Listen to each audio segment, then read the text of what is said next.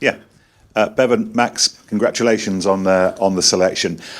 Can you just talk amongst the two of you, with us listening in, about what it's been like to have to wait for this weekend to get your go, and just the excitement of starting a World Cup match that you will be doing this weekend? What does that mean for players like you this weekend?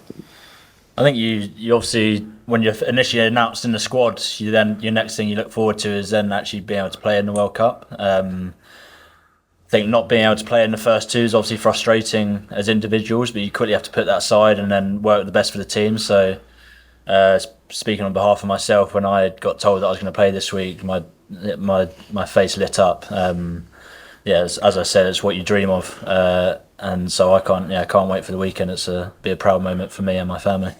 Bev, your face light up? Yeah, dream come true, really. When, as Max said, you get put in the squad, and then you obviously start being in the squad, but then your next thought is, hopefully I play in every game. And then obviously that's not been the case for us too, but due to being here and being in and around it all the time, it's quite easy to work everyone towards the same goal, even lads who aren't picked. So obviously it's frustrating on the Monday when the team gets announced, but then after that, everyone wants to work to the same thing. So it's just important that. We've seen you in decent seats to get a view of what we've seen so far, and it's probably an unfair question, but talk to us in whatever way you can about the things that England have done well over the first two weekends, and the things that, from your perspective, you might need to step up a little bit, or you'd like to see England step up a little bit over the next few weeks. You want to go first? Yeah, I'll go. I think against Argentina, showed great character, especially with Tom getting the unfortunate red card early. But then I think, Argentina's great character, the discipline shown there after all that. And then Japan, I thought the relentlessness in the second half of our attack was amazing, and our D's been really good. So I think just continuing on what we can show, and then playing the England way, more importantly, against Chile on Saturday. And just to add on to that, I think we've been able to apply pressure on teams, especially in that first game with Argentina, being down to 14 men. The way we managed that game was brilliant. The way we went to our contestable kicks, gave them no space, knowing that we were a man down. We were so good in the air in that game, and have been the last two games. That's been a real point of difference for us. So I think the way we've been able to apply pressure on teams has been massive. Great, thank you. Bev, how excited are you to get that first World Cup match and just rip into it, I guess?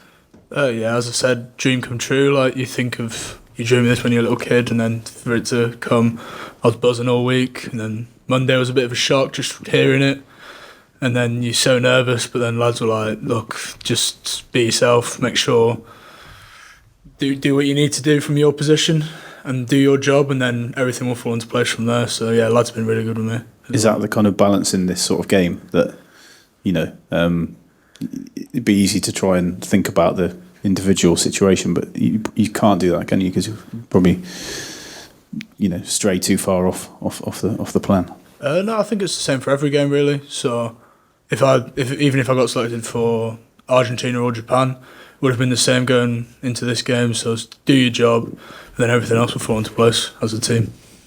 And Max, just looking across this back line, pretty much everyone in it is a very, very good footballer. There's going to be an awful lot of versatility out there, isn't it? But you just can't wait to get into that sort of element of it. Hopefully England get into the phase play and sort of get into a nice rhythm.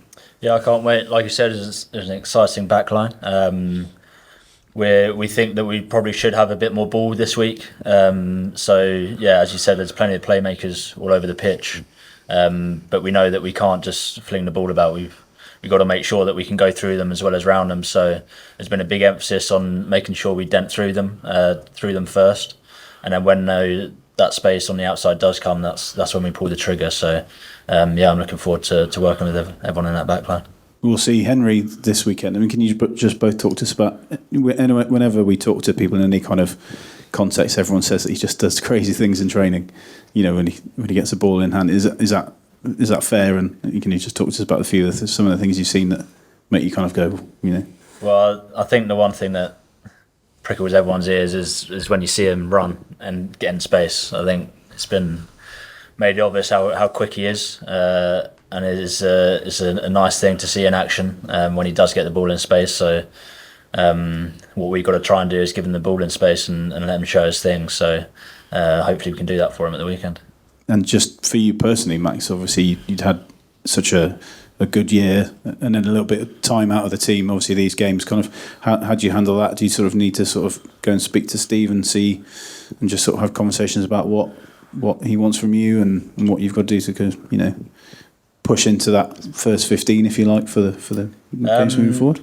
Yeah, I'd say Steve has been pretty clear with what he wants from me. I think he's also been clear that he's going to make selections based on teams and whatnot, and haven't been selected in, as you said, the previous 2 games. And yeah, it's been frustrating. You get told on a Monday, and you obviously want to be playing in those games, those big games. And that you're allowed to be disappointed and frustrated, because if you're not, then that's probably a worrying sign. But you quickly have to put that behind you and all work towards the same direction, the same goal. So I'm just glad that I've got my opportunity this week and see where that takes me.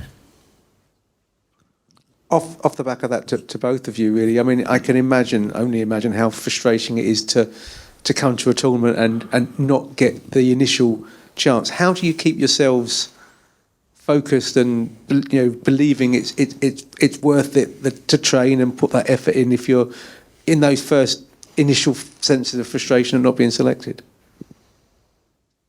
Yeah, for me, the team normally gets announced on the Monday, Tuesday, so whatever day it gets announced, you kind of get it all out of you, like try and just move on as quickly as possible, because it is frustrating. It's not going to be one of them things where it's just like, oh, let's everyone buy in and be a team player, because everyone wants to play.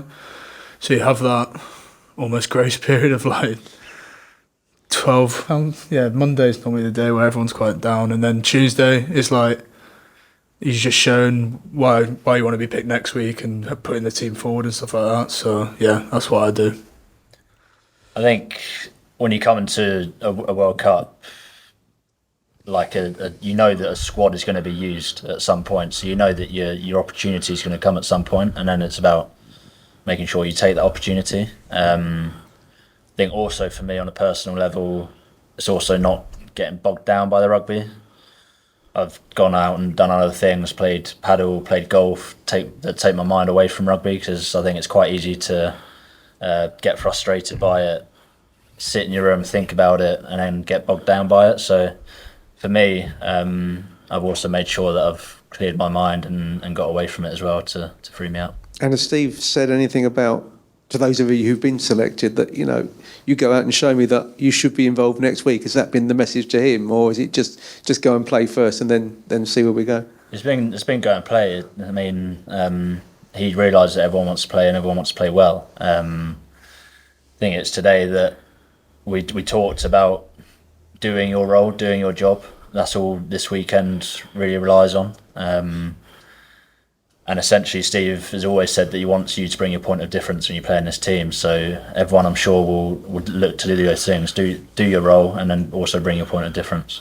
Those who played last weekend and in Marseille talked about the heat and the humidity and how difficult the conditions made it. Now, it's not very humid here and it's not very hot. Do you think that it's supposed to be dry as well, actually, on Saturday? Do you think that that will change the way England play in terms of the mistakes that have been made can be eliminated in different conditions? It certainly won't change the way we play. Having watched the lads, you don't realise how greasy it does get. I've heard pretty much everyone's having to change their tops at half time because it's so wet.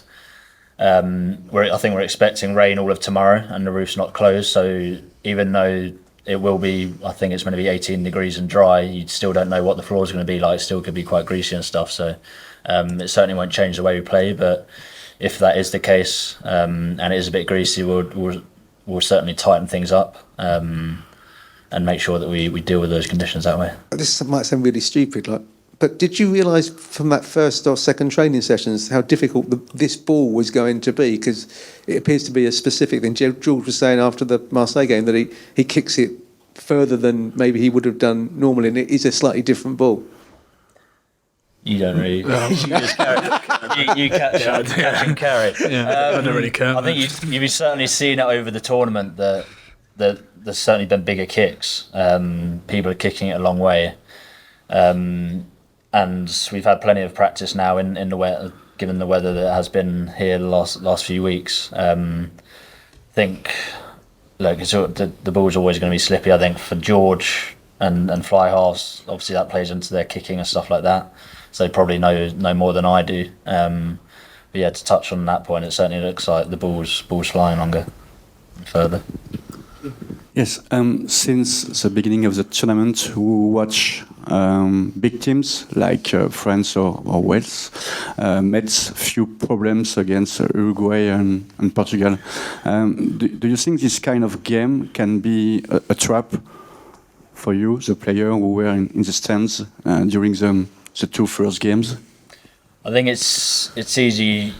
People would get named tier 1 and tier 2, and as soon as you see a tier 1 player tier 2, it's easy for complacency to kick in. But that was very, I think, quickly put to bed once you've seen the performances from Uruguay and Portugal against Wales, that no team makes an easy game. And if you're not on the ball and if you're not doing, as I said earlier, your job as a team for the team, it can very easily become a tricky game. So we're under no illusions that we have to go out there and be ruthless with our performance. Otherwise, we give them any sort of in, and then it's going to be a tricky day. So yeah, no complacency from our side.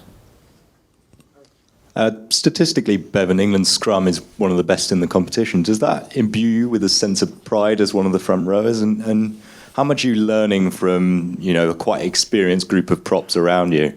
Yeah, it's great that our scrum's right up there, and we want to be the best scrummage in the competition. Even after the competition happens, we want to be the best scrummaging team in the world. So for that stat to be out there, but hopefully I continue it with Sinks and Theo this week. And then, sorry, what was the second part to your question? How much are you learning from Dan, Carl, Joe? Well, yeah, all of them really. Marla, Genji, Coley, Stu. I'm missing one. Oh, Sinclair, sorry.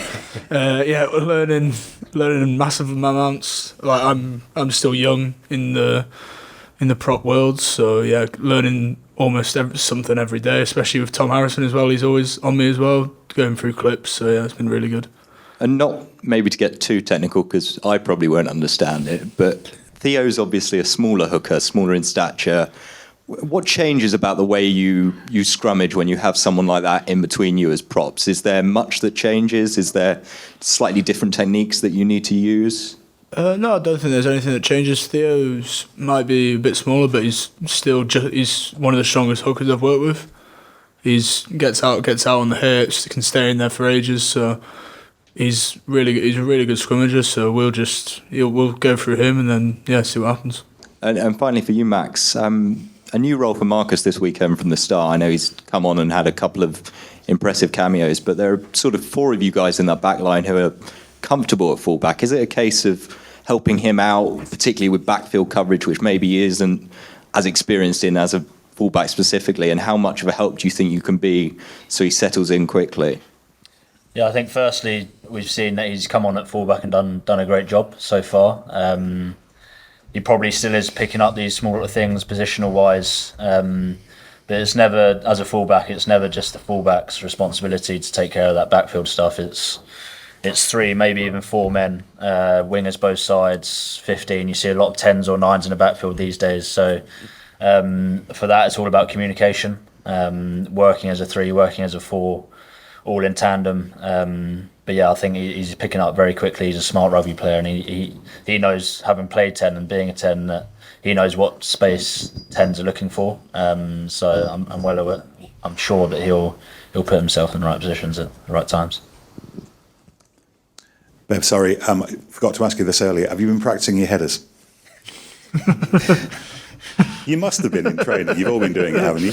Yeah, it's a hell of a move, but no, yeah. It was very funny last week when that happened, but Miles come away with 2 assists, so fair play to him. Have you got a football team? Who do you support? We do headers before we go out sometimes, but I wouldn't say a football team's been out. I'm sure Jinxie will now make one after that question, but hopefully, Pro clubs? Oh, we do have pro clubs, yeah. Oh, yeah. FIFA. We do have a FIFA team. Oh, well, there you go. And that can be quite carnage. Yeah. And And do you support anyone back home? I support Liverpool, yeah. Isle of Man, shortest. Oh, okay. It's just the shortest thing. Cuff. But Jack Willis is probably the worst player on pro clubs. Just to get that out. Go and get them. Brilliant, thank you. Cheers. Cheers.